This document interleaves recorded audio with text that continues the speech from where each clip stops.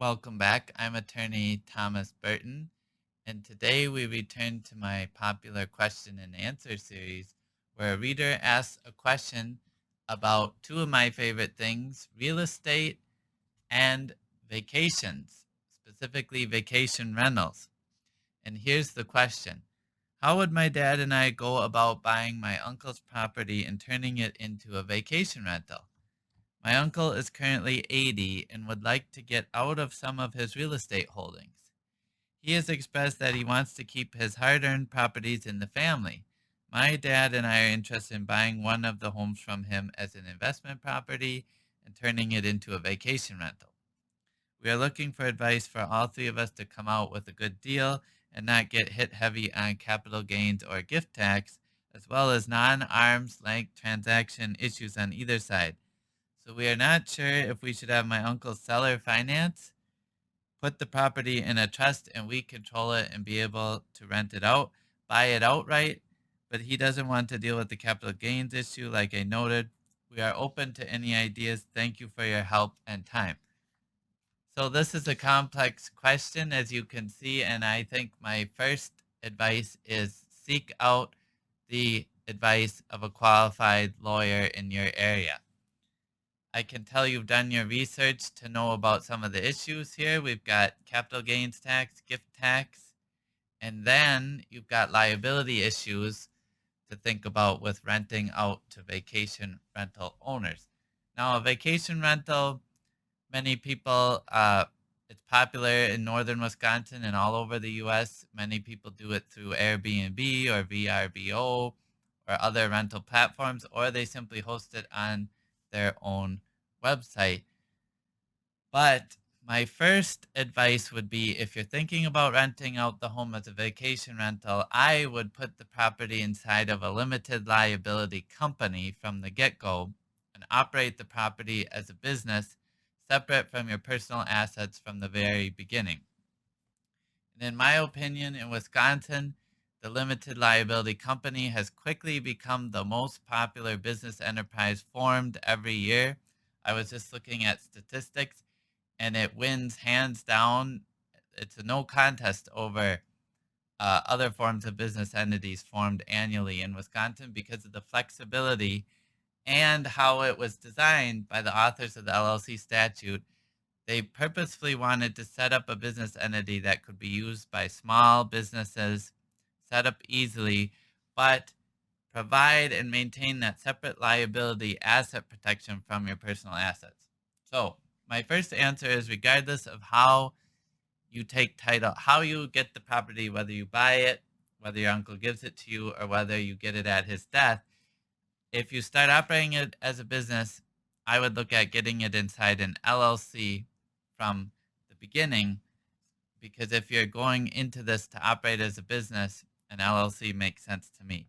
Now, how to get it from your uncle to you, that is going to depend on a variety of factors. And like you said, you've got the tax issues to consider. So if your uncle has a very low basis in this cabin and he doesn't live there as his primary residence, I'm guessing he's concerned about paying capital gains tax on the sale to you.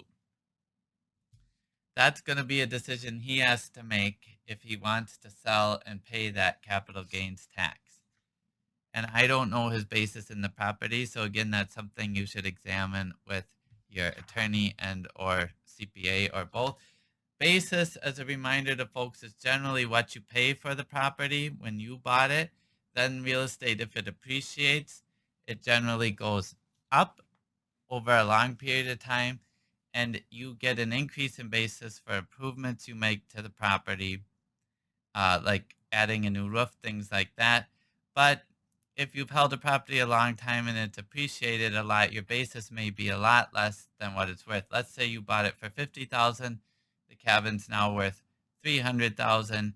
That could be potentially a capital gains of 250,000 at the sale. Now, currently under current tax law, anyone can get new basis at death on appreciated assets by leaving it at death to their heirs.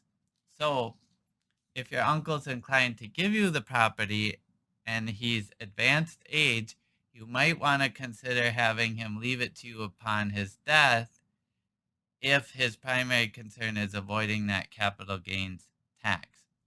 If he left it to you at death, it would be a tax-free gift and you could get new basis or step up in the property, provided your uncle is under the $11.7 million federal estate tax limit. I'm talking about capital gains here. If he's above that limit, he could owe the estate its own estate tax to the federal government. If he's in that situation, you definitely want to work with a lawyer about structuring this transaction in the most tax efficient way possible. So if he left it to you at death, you could potentially get new basis at death. If you're going to buy it, then you need to buy it at the fair market value or whatever value your uncle is willing to take for it. It would be a straight sale. He would owe capital gains on any increase in basis on the sale as from his basis from when he bought it, as explained earlier. If he gifts the property to you during life, like just gave it, he would need to fill out a gift tax return, assuming it's worth more than $15,000. $15,000 is the limit you could give to one person per year without a gift tax return.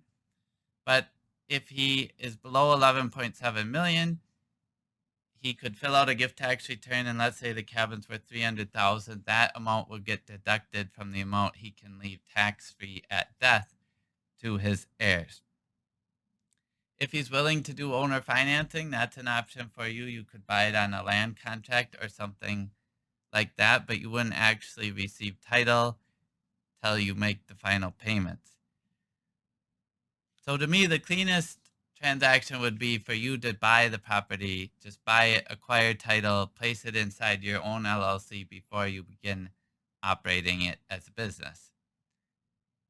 And if you can't or don't want to do that, maybe your uncle should put it inside the LLC and begin operating it as the business. And you could be a member possibly of the LLC in exchange for doing work in the business, something like that. So again, a lot of issues here.